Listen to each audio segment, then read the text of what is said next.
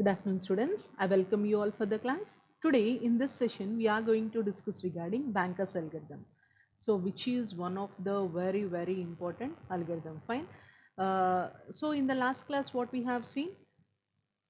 So, in the last class, we have seen regarding the resource allocation graph, like which is going to have a single instance. So, if you are going to have a single instance, you can avoid a deadlock by making use of resource allocation graph. But when you are going to make a multiple instances, then you will be going for a banker's algorithm. So let me tell you what do you mean by an instance. Suppose here, uh, so process, how we are going to represent the process are represented with a circle, and the resources are represented like this. So this is the resource R1. So this is the resource R1. Suppose this R1 is a printer. Fine. This is a resources R1. So here in this, if you are keeping dots in the sense, so these dots we call as an instances. So what we call those as instances. Instances in the sense R1 is a resource, this R1 is a printer. So how many printers we are having? 3 printers we are having. That means 3 instances. These dots we call it as an instances. So in this, this is the simple terminology you need to understand. Suppose you will be going to have, when you are going to deal with the banker's algorithm, so what the thing you have to keep in mind is, like, you have to keep in mind that banker's algorithm is particularly used for uh, finding the need matrix and the safe sequence of the processes. What do you mean by a safe sequence? Safe sequence is nothing but, suppose if you are having 5 processes, P1, P2 and P3. Suppose if we are giving the resources first to P1, next to P2, next to P3, then it is forming a deadlock. So how we have to allocate the resources to the processes so that deadlock will never occur? So that safe sequence we need to find out, and also we have to find out the need matrix. Need in the sense, suppose the total number of me having totally 5 chocolates, me having totally 5 chocolates, and there are 2 persons sitting beside me, A and B. A need 3 chocolates, B need 3 chocolates. Fine. So me having 6 chocolates, or else me having 10 chocolates. If I have given to A 3 chocolates, B to 3 chocolates, how many chocolates left with me? 4 chocolates. That 4 is the available, and 3 allocated to A, 3 allocated to B. That is the allocation. If 3 needs to fill his stomach, he need 2 more chocolates. That is the need. 2 more is the need. How we will be going to find the need? In the sense, what is the maximum chocolates I'm having? What are the allocated chocolates I'm having? Maximum minus allocation, you will be going to get the need. Fine. So this is the basic simple example. So before going to the discussion, so these are the two things I need to clarify to you. So you have to find the safe sequence, as well as you have to find the need matrix. So this is one of the important question in which you can see in your final question papers. Fine. So now, a banker's algorithm is a resource allocation and a deadlock avoidance algorithm. So in a deadlock avoidance, we have already seen resource allocation graph, and that resource allocation graph will be going to make use if it is having a single instance. So suppose this is R1, if it is having one instance, then we will be going making use of resource allocation graph. If we are going to have the R1 multiple instances, then we will be going for the banker's algorithm. So that is the difference between resource allocation and banker's algorithm. So why it named a banker's algorithm? You people may get the doubt, why it named a banker algorithm. Banker algorithm in the sense, suppose take an example of a bank. Will bank will be in unsafe state at any time? Unsafe state in the sense with a zero money? No, never. We will not find that case at any instance. So bank will be always in a safe state. That means, suppose any number of, like, if 5 members are taking loan in the sense, so it will check with the amount it is having. So if that amount can be settled to the 5 people or not, and still the amount should be remaining.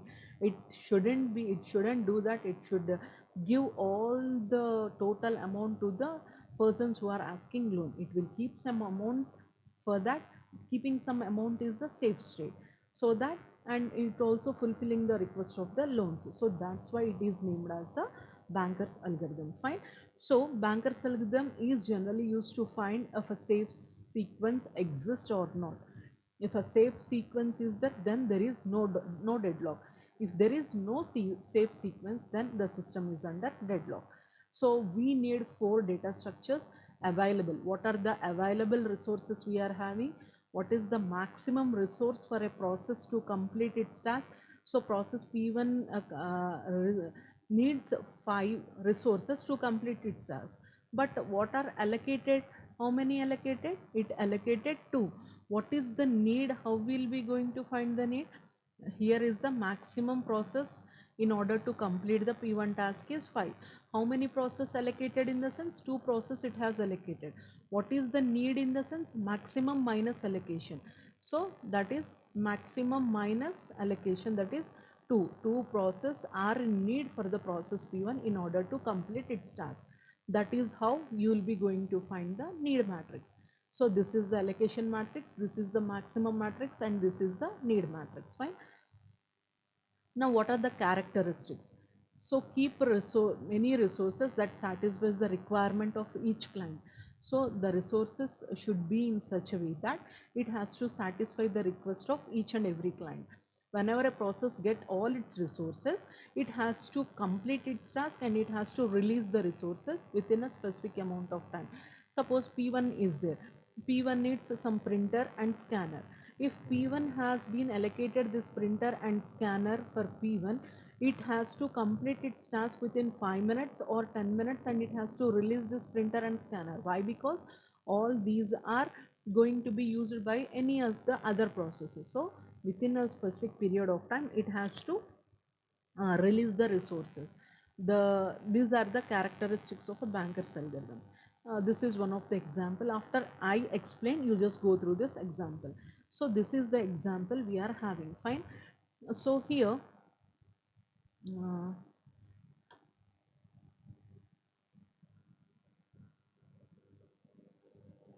here what it is there available, in the sense here A is the resource of printer and B is scanner and C is some memory. These are the 3 resources.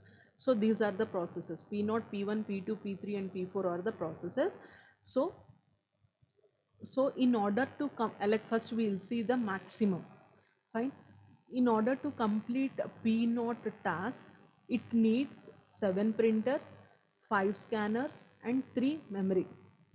Suppose instead of memory we will keep a keyboard, 3 keyboards. Fine. If P2 want to complete its task, it need maximum of 9 printers, no scanner is required and 2 keyboards are necessary. Like that, maximum means that in order to complete the whole task, these are the maximum number of resources it needs. And allocation. So it needs, in order to complete P0, it needs 7 printers. But how many allocated? Not even a single printer is allocated. Here it need 5 scanners. But how many allocated? Only 1 has been allocated. It need 3 keyboards. But how many allocated? No, nothing has been allocated. So this is the allocation matrix. Now what we have to find is, you have to find the total number of resources. We have to find the total number of resources A, B, C. So how many are there? You have to find the total number of resources. See here, how many A resources are there? 3, 2 plus 3, 5 plus 2. Here 7 resources are there, and B resources 2 are there, C resources and again 5 are there. Fine. Here 3 plus 2, 5 plus 2. Here A is of 7 resources, B is of 2 resources, 5 is of C resources. So available, in the sense 3, 3, 2. Total is equals to, what is the formula? Allocation plus available. That means 7, 2, 5 plus available is 3, 3, 2. How many? 7, 5, 10. So these are the total number of resources we are having. Among these total number of resources, we have allocated some over here. Fine. Now what we have to do is we have to find the need matrix first. We have to find the need matrix. Fine. So what is the formula for need matrix? As I have said you, need is equals to maximum minus allocation. So how we'll be going to find? Need is equals to maximum minus allocation. Fine. So here first we'll be going to find for P1, P0. Maximum is 7, allocation is 0, 7 minus 0, 7, 5 minus 1, 4, 3 minus 0, 3. See here, next 3 minus 2, 1, 2 minus 0, 0, 2 minus 0, 0.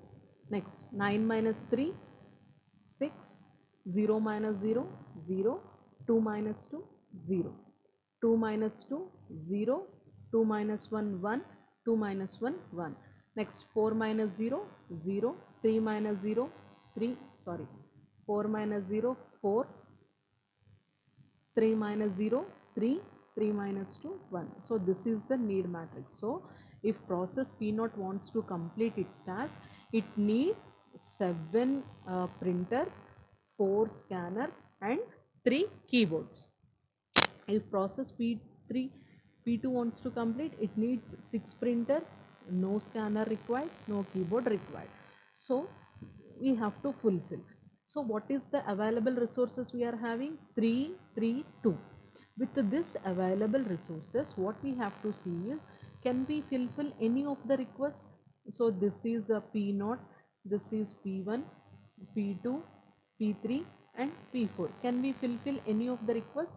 Like that we have to check first. So that we have to check first with this available number of resources, can we fulfill, are we going to fulfill any of the need resources? So here 3, 3, 2 are there, here 7, 4, 3 are there, these are greater, we can't fulfill.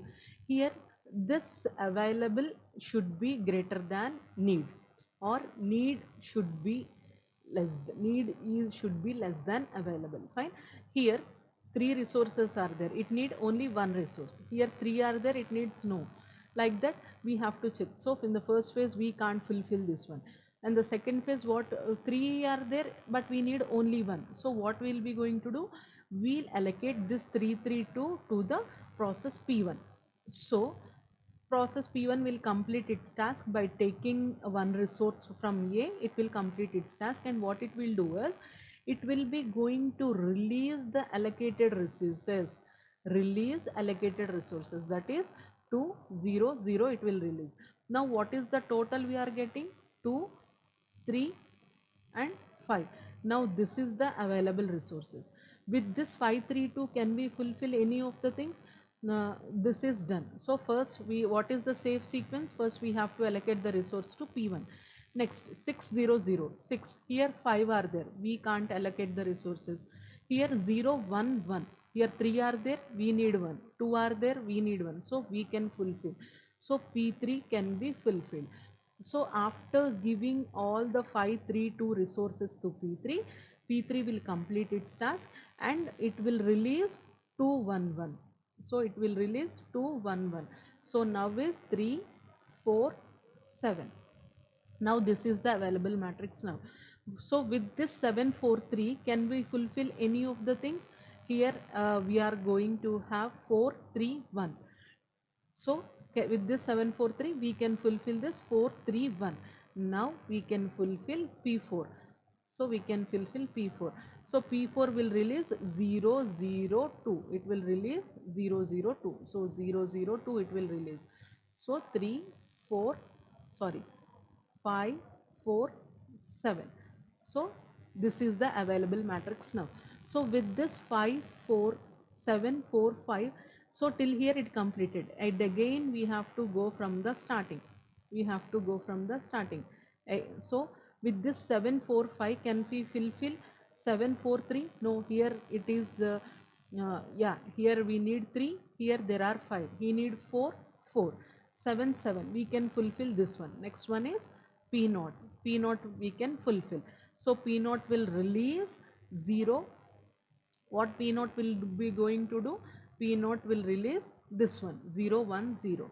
So p naught is, here it is 745.